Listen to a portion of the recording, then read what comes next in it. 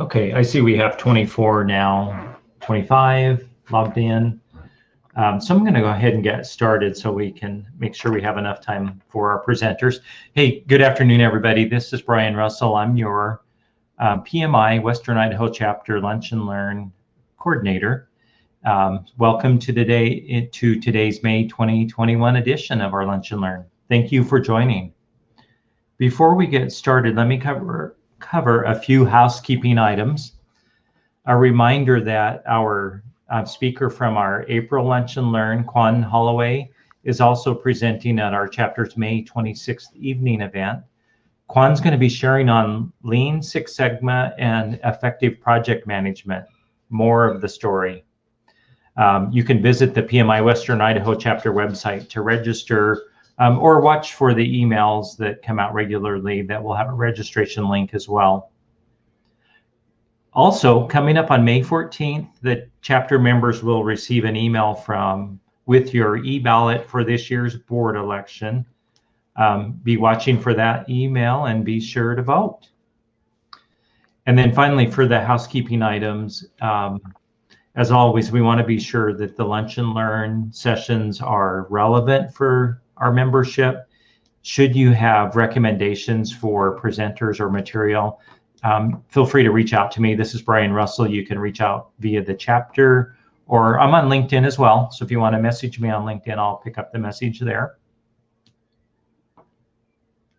And then for today's session, just a reminder that you may post questions via the Q&A window, and that's going to be on the right-hand side under the session portion of the right-hand side menu. You'll see a Q&A icon there. Questions that you may have as the presentation is occurring today, just feel free to type in your questions, and then sometime during the presentation today, the presenters will take a look at them and respond. And then finally, within a couple of days after today's meeting, as an attendee or registered person for the event, you will be sent an email that will include the recording for the event, as well as some instructions on how to claim your PDU for this Lunch and Learn with the PMI. Now let's jump into today's presentation. I'm pleased to welcome Lorraine Laurie, Amber Johnson, and Heather Sewell to present on change management. Manage the change or it will manage you. Boy, don't we know that. Lorraine, Amber, and Heather are facilitators for the Boise Change Management, also known as the BCME. The BCME is a grassroots organization that brings together the Boise change management community to learn from each other's experiences and to share best practices. In today's session, we'll hear from them that there is a lot of information and data out there to support the value of change management, that the value that has on project success. The big question is how do we make it happen in our own organization? Today, Lorraine, Amber, and Heather will help bridge the gap between the concept of change management and how to bring it back to your organization. Now, I'm welcoming Lorraine, Amber, and Heather.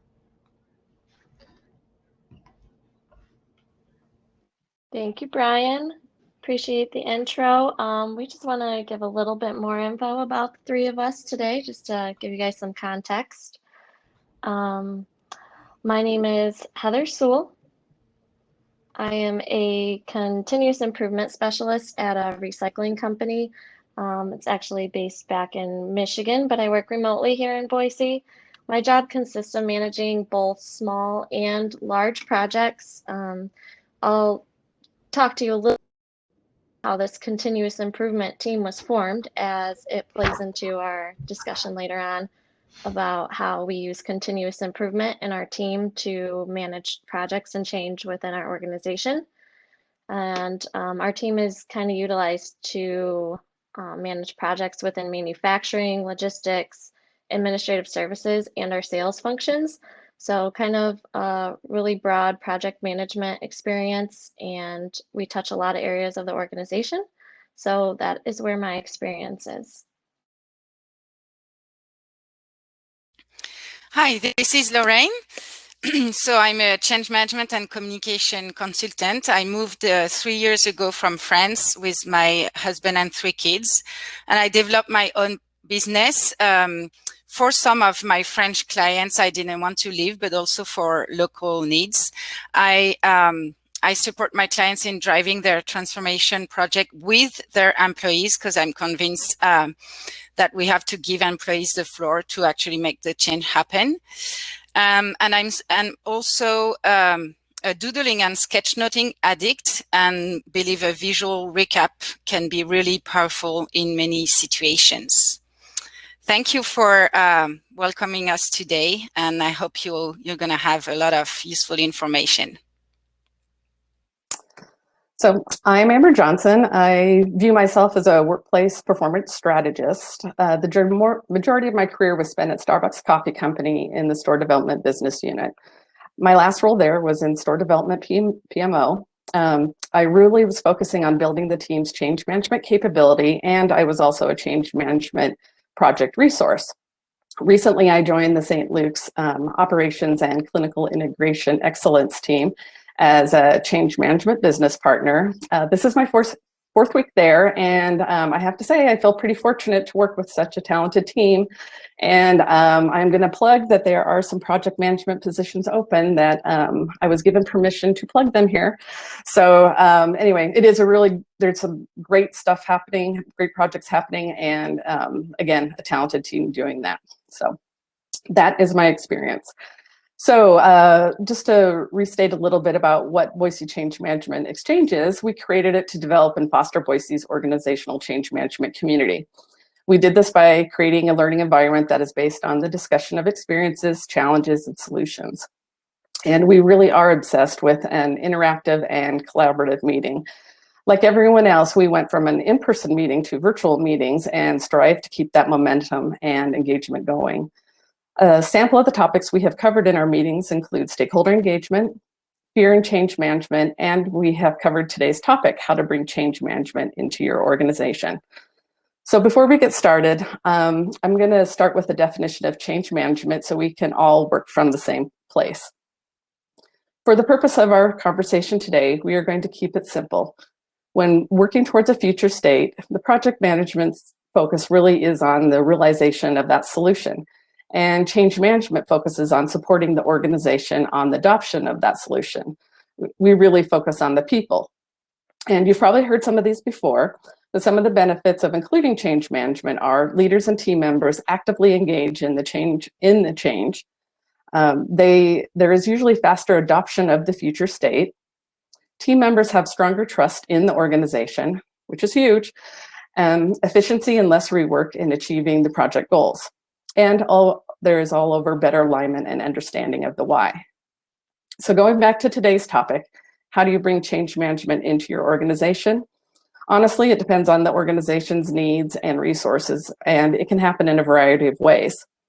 To illustrate those differences, we are going to share 3 of our own stories of how change management was brought into our organizations and how it was developed. After that, we will discuss some best practices and to consider when you are doing this. So to start us off, Heather will tell us about her experience. Thanks, Amber. So as I mentioned earlier, we kind of have decided to introduce project and change management kind of really at the same time within our organization. It's a little bit non-standard the way that we've approached this, I would say, but I could see a lot of smaller to medium-sized companies using this approach. The main reason we use the approach is due to the size of our company and not, we don't really have the ability to have like a full team of project managers and a full team of change managers and be their jobs. So everybody kind of wears multiple hats. And a little bit more about how we kind of got to this place, the situation we were in before. So we're a medium-sized recycling company, all within Michigan. So we have lots of locations, like 30 locations, I believe, and 500 employees. And just projects going on all over between our logistics team, our maintenance teams, our IT teams, our sales teams. and somebody would see something they wanted done and nothing was ever really conducted all as a group and prioritized. So everybody would be working on a project that needed resources from IT. Well, IT was never in the conversation to give a heads up on that they would be needed to help support these projects, and how to prioritize the request when it came in. So it was one of those squeaky wheel gets the grease sort of scenarios, and we needed a better way. Another issue with this strategy was the subject matter experts who were doing a day job were also the expert that everybody was coming to with questions and stucks in their day job. And then they were trying to manage this project on the side with little to no project management training skills. So most of the time, these projects moved very slowly. They weren't completed on time. They weren't completed fully. And none of the hypercare that was needed after the project to really ensure that it was going to be sustainable, nobody had time for it. They were already moving on to the next thing and nothing was organized. The other issue, there was virtually no change management, or every time we did change management, it was done differently. So as the people consuming the change in the organization, you never knew what timeline. Some communication would come through. Some people would use a template and you'd see it in Teams. Some people would send an email. Some people would host a meeting, and you just never knew how change was going to be communicated to you. So as we started to acquire a few more locations and get bigger and bigger, that's really what made I guess as we move from a small company to a medium-sized company, the change became apparent that we needed to do something different. So the first step we took was actually hiring an external consulting company. And as project managers who deal with processes a lot, you guys will probably appreciate this. We realized the first place we needed to start was just with the core processes and standard work instructions and standard process flow maps, that everybody was just using the same templates. So we hired this consulting company. They taught us how to do process flow, best practices for templates. We fired up a SharePoint where we could house all the documents. Just really basic things like that is how we started. And then once we had all of that done, we really formalized the development of this continuous improvement team. And it's a really small team. It is just 3 of us. We have a manager, and then I'm the specialist for the sales, general, and administrative work. And then we also have a specialist on the operations and manufacturing side of the business. So our team has a really wide range of knowledge of the business. We've worked in the business before we moved into these roles. That is kind of a little bit of a downside of this strategy, I would say, is we have found it really challenging to be able to picture hiring somebody to come into our team if more resources are needed, who hasn't worked in the company before, because the team is expected to support so many functions and we haven't quite developed all of the tools and toolkits yet to make it more scalable. That is a little bit of a downside, is we have to have the knowledge of the business. But right now it works because the 3 of us there have all worked at the company for 5+ years in several different roles, from manufacturing to logistics to sales. So we have a pretty large breadth of knowledge, and this is our full-time job.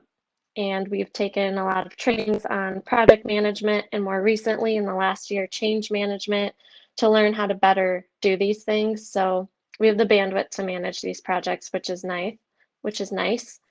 And as I mentioned earlier, now that we stood up these things, our team can really focus on the large projects while we can still utilize subject matter experts in the business to both assist us with our projects as well as just sort of manage the smaller projects on their own, because they have the tools to use to make it successful.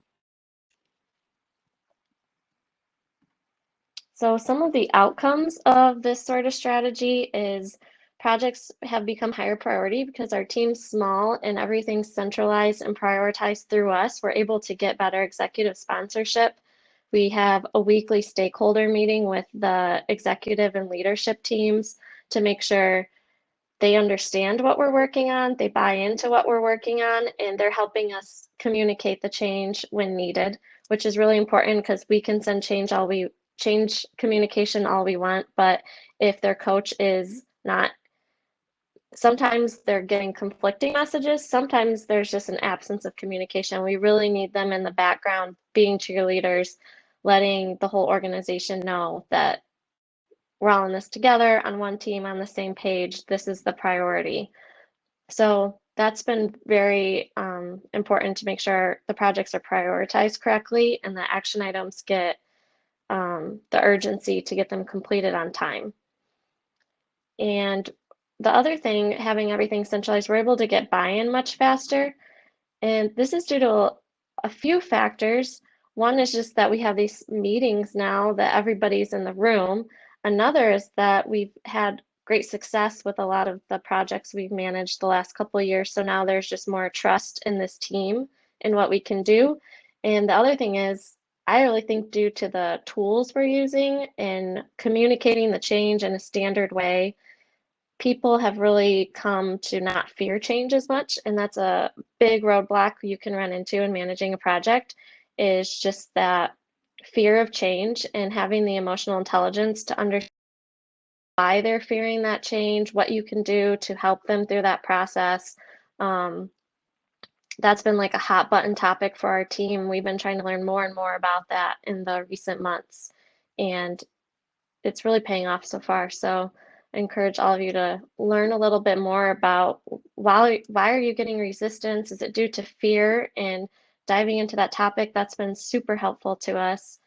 And the other thing is when the project's done, there's also more diligence now and more time given to be able to see that project all the way through, really establish our metrics to make sure the project was a success, and then continue measuring those metrics to make sure nothing happens that we weren't expecting, that all of a sudden the new process isn't working anymore, and continue to do enhancements based on feedback from the users, because that's really important too.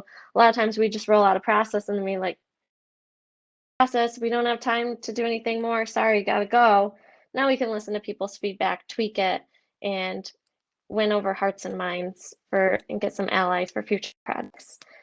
The long-term effects that we're expecting kind of goes back to the whole reason why the executive team found that this team needed to be formed. We needed to do something to have a more centralized approach to project and change management. Is we're all using the same templates, we're standardizing processes across the organization, and we're able to better communicate the return on investment of these projects to get priority to things that need to be done to make us better and to make more money, as well as just have us in a good place to where everybody knows the labor market situation right now. People may be leaving and it's hard to replace people. And when you do replace people, how do you train them and get them up to speed quickly without having a big gap in your business for a long time?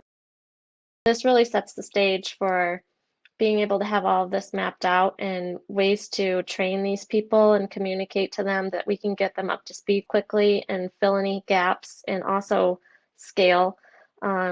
Doing a lot of acquisitions right now, and it's a lot easier when you bring on a new yard or location to go there with this toolkit and with this training and say, this is how we manage projects, this is what you can expect, this is how we'll communicate to you, this is how we'd like to receive your feedback, etc. So that was a lot of talking, and I just want to now take a moment to see in the Q&A session if any of you have any suggestions or questions so far. Questions, comments, concerns. Happy to answer any of them. This is for sure not something that I'm saying we're complete. This is a journey. We're on the journey.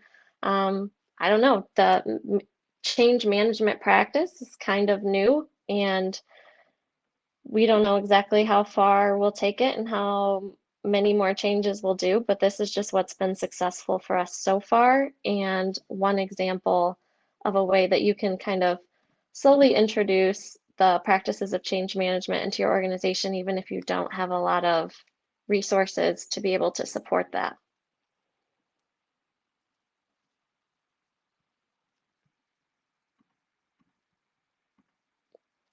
don't, oh, here's one. Presentation and acceptance of the process and how to make changes. So it's definitely like at first, a lot of grumbles. Well, why do we have to do it this way? Why can't I just call so-and-so that I've worked with for 20 years and let them know that I'm changing this thing and they need to just do something different, right? Definitely. I think that's where you have to really we were really strategic in what projects we were going to do first. If all things were equal and projects were going to have an equal impact on the business, we kind of look at, okay, what teams will we be working with to tackle this project? Okay, this team's more open to change versus this team. Let's do this one first, prove our success, and then we can move on and go to this next team on our next project and say, I know that you have ways that worked for you before, but look at this experience we just had in the business. Did you guys see this? This team is doing so successful now. This change went really well for them. This project was a success. And a lot of times I'll just say to people, can you just try it for me this one time? It worked before. I just want you to try it. After you try it, I'll listen to your feedback, what worked well, what didn't. Sometimes their what didn't is just emotions and with them. Sometimes they have legitimate things, and now we add that to the toolkit and we do it a little differently the next team we go to.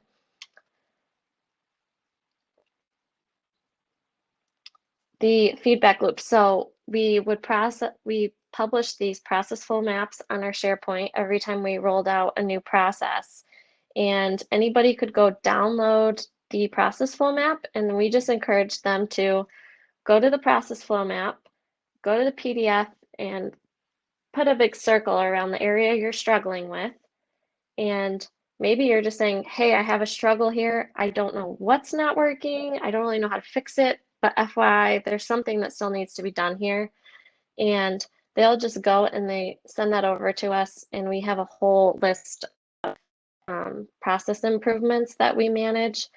And so we'll dive into it. We'll get back to them originally and just say, this is a big problem. Other people have reported it as well.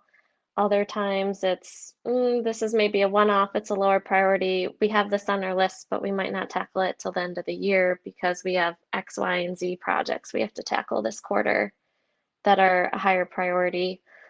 So right now we're just using an Excel spreadsheet. If anybody knows of any tools or software programs that are better to manage that, I would love to hear and share with the rest of the group, because that's the best we've come up with so far, is just using Excel.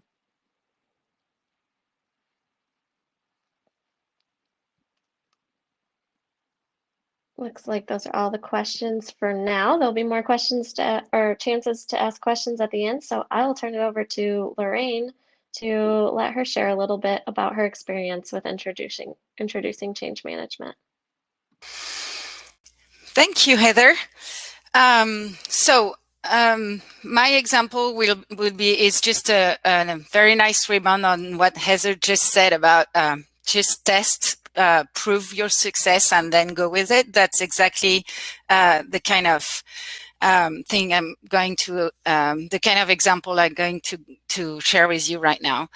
So the situation was, so it was in one of my former clients in France. It's called Auchan Retail France. It's kind of, we would compare it to, I don't know, Walmart or Albertson. It's a big retail company. They have about, they are in 13 countries, and just to have an idea, they have 75,000 people in France. So they were facing a lot of challenges to twist their model and adapt to the customers' new habits. And so a bunch of transformation projects were launched at the same time a while ago already. I was there as a consultant to jump in the logistics and supply chain transformation project. That was a big one. It was planned for 8 years, and the project was entering its 4th year. We have a whole line of different stakeholders, from referencing teams, business and IT teams, warehouses, and stores. The project team was about 50 people with a mix of expertise and, most important, a mix of readiness, because some were there from the beginning, and there was really a change fatigue, and others were just joining the team with a high motivation. There was different levels of knowledge too, with the ones that have all the background about the project and the ones who didn't. And there was definitely a big issue in alignment and collaboration within the team. And just so you, just a little more detail about this fourth year, the three first one were really focused on, studies and all the kind of framing the whole project, but they didn't really start any proof of concept or qualification phase or anything really concrete. And that was one of the big reasons for fatigue too. So the request at that point was just to create an event with the whole project team, taking the advantage of this part of the team who just joined. So take the dynamic from them and just capitalize on that. So create an event to align or realign, I would say, onboard and mobilize the project team. And the context was clearly that the leadership team was not convinced about the importance of communications or change management or collaborative actions. So our big challenge was there. So we jumped in. I jumped in with that first event request, but the thing was, I took the challenge like this. I was convinced that we had to answer that first request first, convinced on this, while offering a more complete solution to ensure adoption and motivation on a long-term basis. Because I was convinced that you just don't, make a revolution with a one-day mobilization, team building or anything day. So we did an off-site full day for the project team. The objectives were to give meaning to the change, to align and onboard the team, to better know each other, because with a 50-ish project team, it's even hard to know what your neighbor's doing, and to create a real team spirit and sense of belonging. And for me, the real keys of success were to build this event with the project director and sponsor and get their conviction, because as I said just earlier, that was one of the biggest challenge, to get them on board. I wouldn't say they were ordering this day like if it was make a fun day to have people just having fun together and get on board and here we go.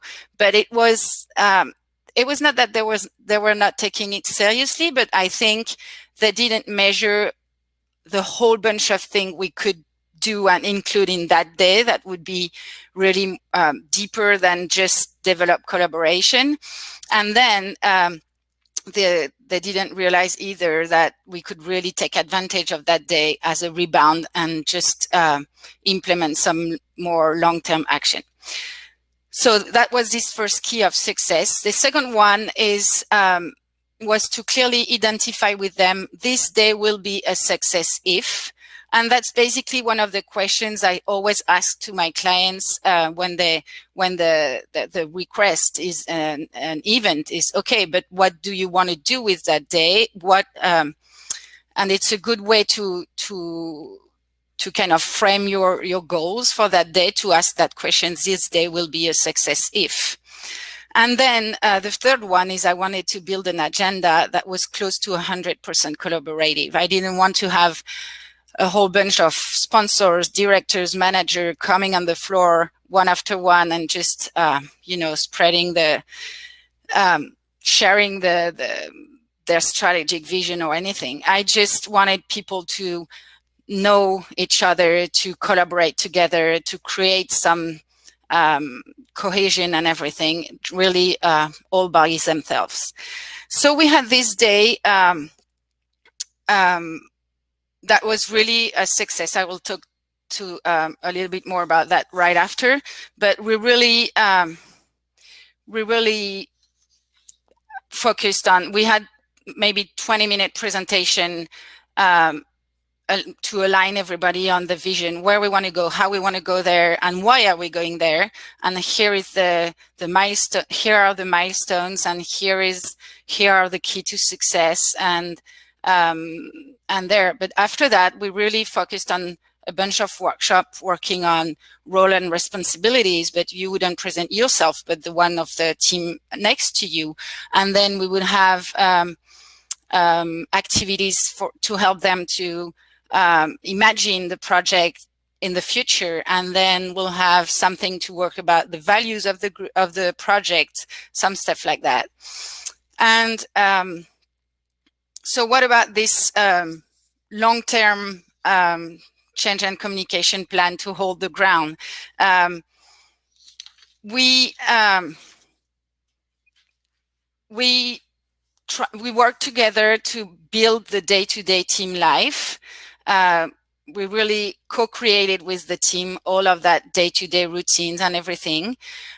We worked on designing and setting up a communication plan for the different audiences we wanted, because one of the goals that were clearly identified on this project was to be better known out of the IT department, because that was basically an IT project at the very beginning, but we were having trouble getting SMEs and business people on board. So that was a good way to make the project more understandable and better known within the company. We would include also moments to share vision and milestone, work on the branding on the project, highlight the project team. It was always about the team and not just the top managers sharing the information, and then collaborate with the deployment team. So the deployment team was more focused on how we deploy the project in the stores and also in the support teams. And they were more focused on training and getting the teams ready for a new tool or anything. And we would really work closely with them, like, coming smoothly and trying to have a win-win situation where we put our expertise together and really kind of process how we could really more collaborate more and just have a better understanding of the projects and a better buy-in. So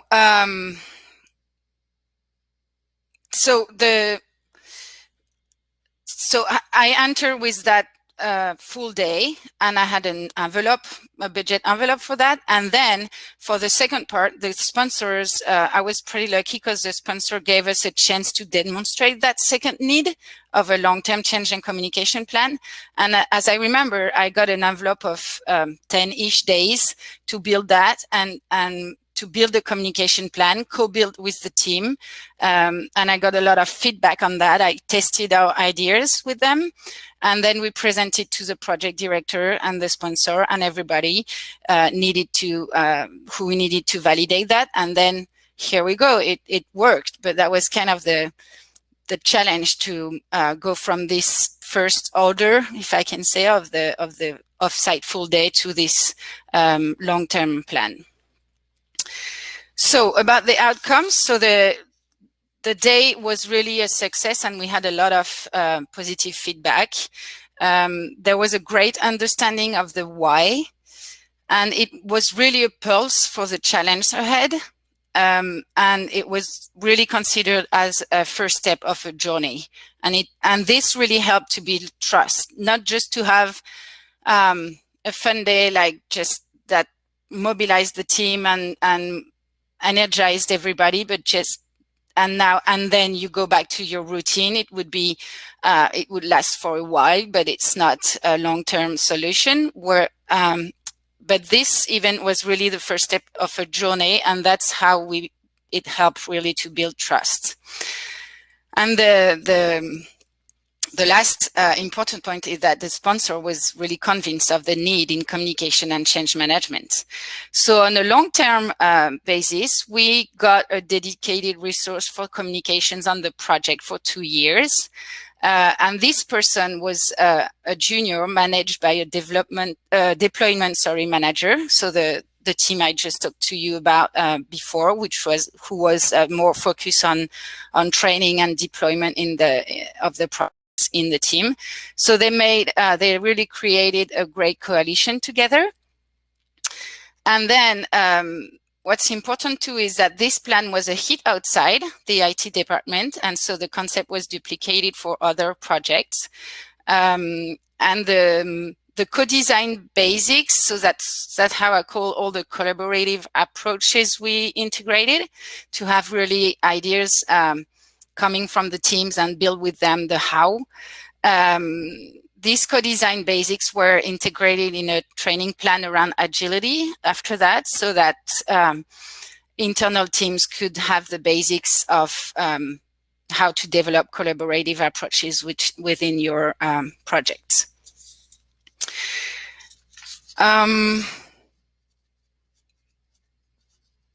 So it was a lot of talking too. Do you have any questions or comments so far?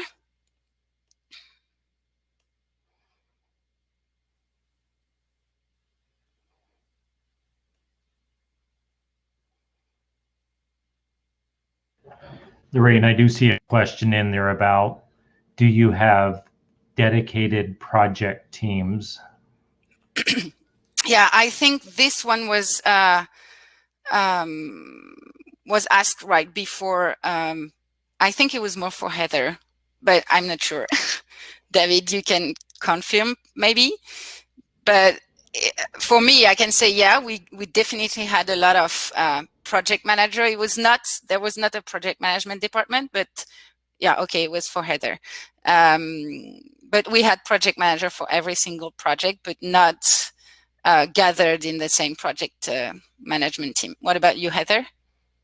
Yes, we have dedicated project teams. Depending on the project, the different subject matter experts or key users will be on the project team. It's just that every large project is led by a member of the continuous improvement team. You won't ever have, basically, if a project is unique to a business unit, then they can own their own project. But if it's ever going to cross multiple business units, then the manager will always be somebody from the continuous improvement team. And then we will assemble the project team with whoever's necessary. So I can see another question. How difficult was the transition for this mobilizing event to the new way of operating, and how did make that happen? So it was really a journey. We really used that first event as a starting point and never stopped doing some stuff after that. It was even because, you know, as I said before, we had this event, and then I had these 10-ish days of work I could use to kind of prove that we had to implement something on a more long-term basis. But in the meantime, we didn't want the energy to come down. So we had this little time after the event. In any kind of event like that, I always have after actions. Like we share a book, we share photos, we share videos, we talk about it, we focus on the winners of this or that workshop in the day. And so we we kind of have a cadence after that on a regular basis. For any event, I would do that. But we went deeper than that, trying to on a volunteer basis, trying to have some people in the team that would give 1 hour or two to think about that topic or that topic, so we could do little action to keep the team building going. And we also have at that time, one of the actions that was important for the team is that we were reorganizing the whole floor for the team, trying to have SMEs coming regularly on on the project floor and mixing more the teams, not having dedicated desk anymore. And so we would capitalize on that too, to make little challenges on how we would organize that, try to have ideas from people and stuff. So we really, every little action we would do right after the event, we would make them collaborative, and even if it was, as I said, the little volunteer hours here and there to have people involved. And I think this really kept the energy going until we were able to really implement that action plan we really worked on. I don't know if that answered your question.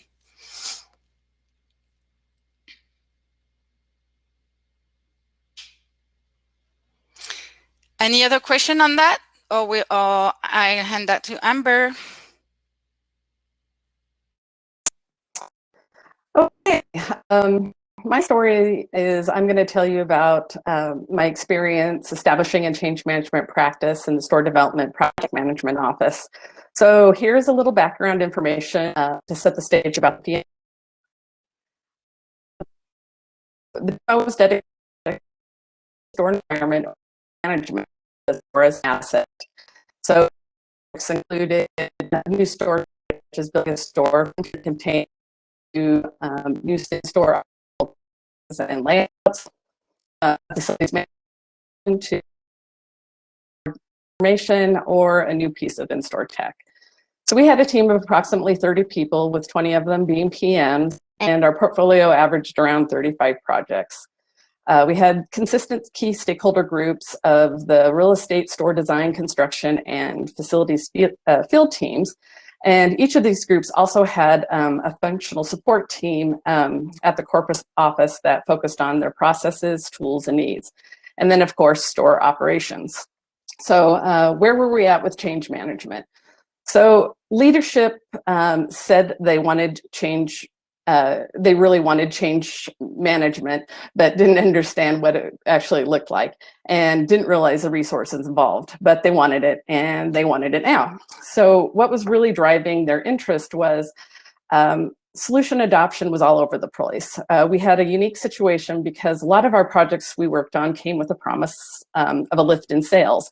So the field teams were really eager to use what was new and figured out ways to circumvent the implementation plans. Really realized that people are super creative, but in their enthusiasm, they caused problems and failures that needed to be corrected. But on the flip side, when it came to an internal system implementation, we kind of had the opposite problem of slower adoption and support not occurring. We also had stakeholder groups expressing fatigue in the amount of information they received, and they also had low trust in what they received. They cited that their most trusted source was their coworkers. So we really never understood the accuracy of that information, or if it was just information that perpetuated within the teams. And also the functional support leads were independently developing their change management resources, and that conflicted with each other or repeated existing work. And this really caused a problem for the project managers, because they ended up being responsible for sorting out who was doing what, who was expecting what, and that caused a lot of extra work on their part. So these were the situations that fueled leadership's interest in change management. So with this environment, how did we bring change management into the PMO? We were really focusing on efficiency.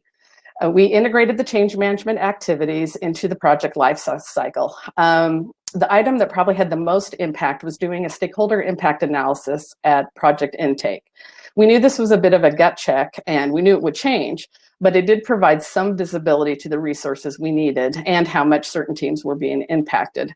And that was really a true eye-opener for leadership. We also added adoption metrics to evaluate the project success. Before, the conversation was only about if the solution launched, but not about if it was being realized as intended. This seems basic, but without this, projects were closed out, support resources moved on to their next projects, and the impacted teams were often left to pick up where the implementation team left off. So also part of our solutions was creating a toolkit. The store development team had received training on change management, but that training came with a huge stack of instructions and templates. And honestly, it was overwhelming, and as a result, it was never used. So the tools we created included scaling down that set of templates and adjusting it for our business. We established communication protocols that include standard communications and that really focused on organizing the communications for our team members. And since we were regularly working with some consistent stakeholder groups, we created impact checklists for those real estate design, construction, and facility teams. This was a living document that listed their tools, systems, core processes, and key relationships. And what this did was it helped the PMs start a project and look at this as a comprehensive list of what could be impacted by their project. And it ended up becoming a great store development onboarding tool. We also had developed a relationship with the functional support lead groups. As I mentioned before, that they were creating their own tools and resources, creating a lot of problems. So we created a change management roundtable with where the functional support teams gathered, and the project managers could bring in their impact assessments and their change plans and get feedback on them. And this simplified a lot of things and stopped a lot of the rework I was talking, or the extra work I was talking about before. And we also coached the functional support leads on their role as change leads and how to be advocates for their teams. This went a long way to our organization speaking a common change language and collaborating on tools. And then also we did place a couple of change management resources in the PMO. I was one of them, but there was only 2 of us and we can only do so much. So we created an engagement model that included full ownership of the change plan, to leading segments of it, such as training or communications, to just being the consultant. So what was the impact of the changes, changes to the organization? So the immediate impact we saw included change management needs and resources were no longer an afterthought. We were planning them in the beginning. Project managers felt they had the tools they needed to work through change management and talk about it. And the functional support teams understood the role in change management and how they should work together. The long-term changes we saw, leadership increased their change management engagement. They now understood the activities and their role to realize the benefits of change management. Project managers felt more confident in their change management capability. And the field teams started to trust the communications they received. So the solution wasn't perfect, but it did get us started on our journey. As Heather mentioned as well, the organization continued to develop their change management capability and the resources to support it. Looks like there's a couple questions for you here, Amber. The first one was, can you elaborate on source of truth? Instead of people going to who they knew to have work done, was there training on what tool to use, examples of good info or data? So it was really in the mechanisms and the purpose of the mechanisms. We were a cascade organization. So one of the things we implemented, there was a Monday SharePoint communication that went out. So we realized not a lot of people were reading that. So what we did was we implemented a practice with field leadership that there was an expectation their teams read that, and on their development calls later that day, they had a conversation of what that meant to us. So they could really take those action items and apply them to their business. The adoption metrics were, Cheryl, that you asked, were just dependent on the project. It was part attitude about the solution, how they were feeling about it. Did they believe in what they were doing? Also, did they feel confident in executing against it? And depending on if it was something we could actually measure, success rates or use rates, those types of things. But the metrics definitely changed per project and solution. And to also elaborate on the source of truth, we also had a SharePoint hub dedicated to our business. Each of the functional teams I mentioned, real estate, design and construction and facilities, they manage their own communication. So again, it was in that partnership to start pointing people in that direction. I think that was it. I'm going to move us forward because we're getting close to our time. So what can it look like in best practices? So as you heard from our stories, change management can be brought into an organization in a variety of ways and can be structured differently depending on the organization's needs. And you know, you potentially saw yourself in our stories. So some additional ways change management could show up in the organization, and we did talk about a few of these in our stories, is it could be structured as a shared service across the organization or just reside in a specific business unit. Change managers can provide varied levels of services. I mentioned being the leads, being a consultant or a coach or an educator. You could have a common change management methodology across the entire organization. You can even have someone dedicated to building that organizational change capability. And just like project management offices, change management can take on different structures.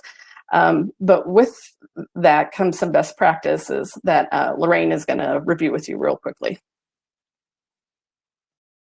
So we wanted to share with you a few best practices that we experience in the example we share with you, but maybe also other experiences. So when you evaluate project risks, ensure you identify people risk to demonstrate the need for change management.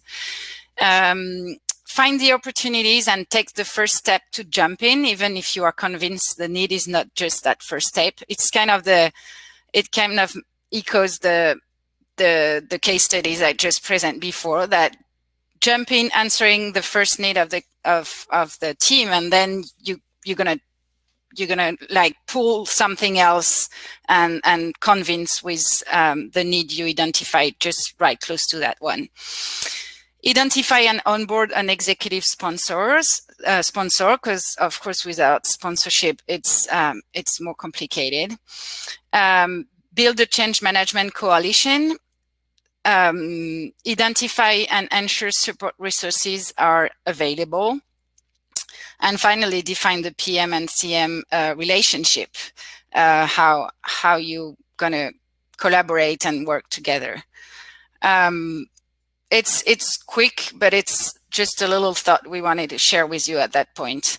I see your question, Brian, and we will answer to that right after. We're going to just end with a few minutes conversation, and Heather is going to facilitate that so you can share with us a little bit more. Yeah, so thanks for the questions so far on our stories. This can just be added in the chat. We'll have a record of it. Everybody else can kind of see. Do you relate to any of these stories? Do you maybe have a similar experience, I guess, or do you have an experience that happened quite differently? Do you have any additional best practices that we maybe didn't hit on? Just a quick chance to share a little bit more. And as Brian asked and Lorraine got to at the very end here, we'll give you a way to connect with us and the BCME, and we can talk about this more in depth. But if anybody just wants to throw in the Q&A or chat section here some of their experiences, we can share a little for these last couple minutes.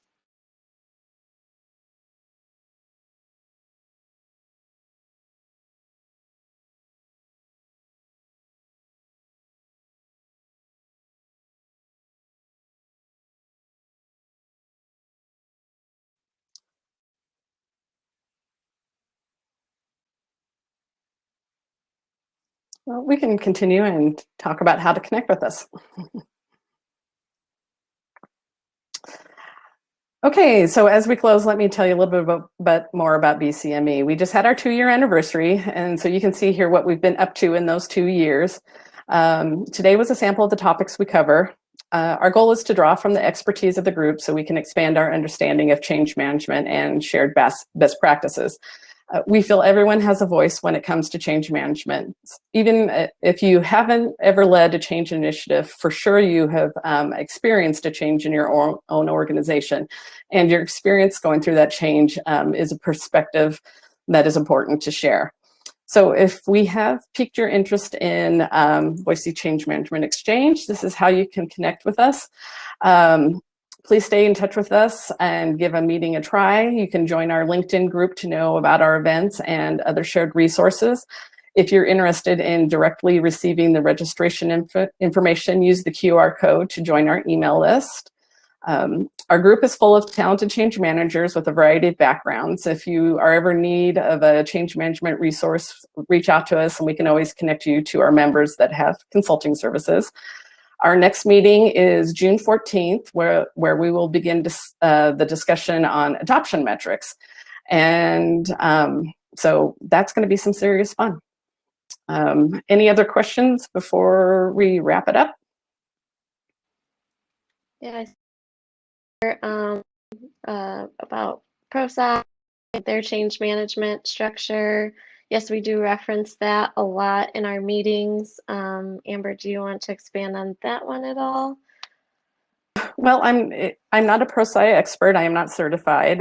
It is probably one of the most well-known models out there, and part of the reason is they do a huge amount of research. We are actually very fortunate because their chief innovation officer in the area and participates in our group.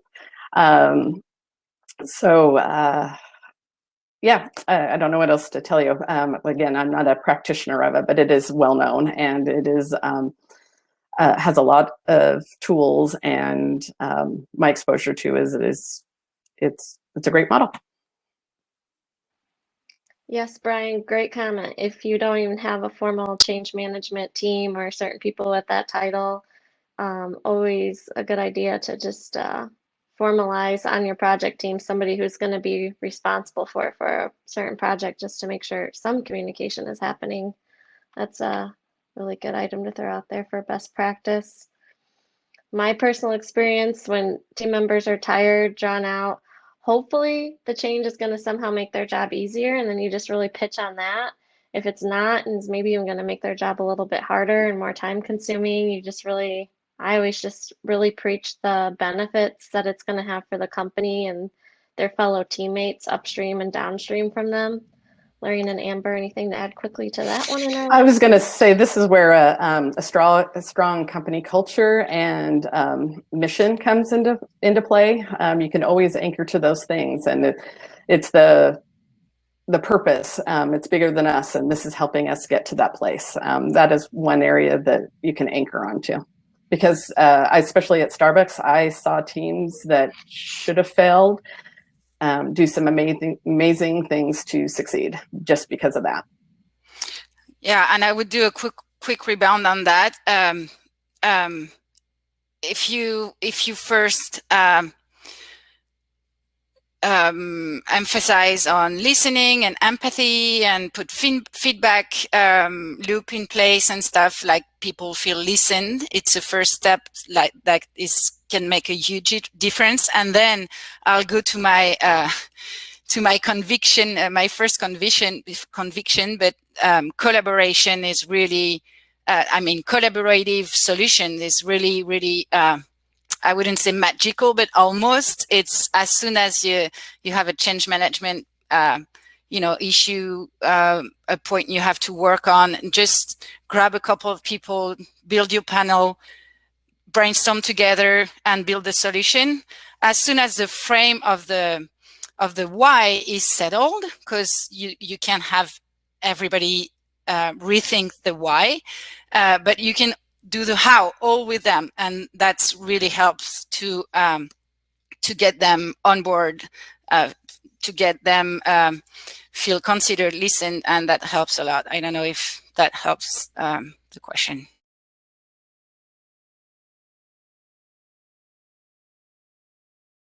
All right. Well, thanks everybody for their attendance. Ladies, thank you for spending the time with the PMI team.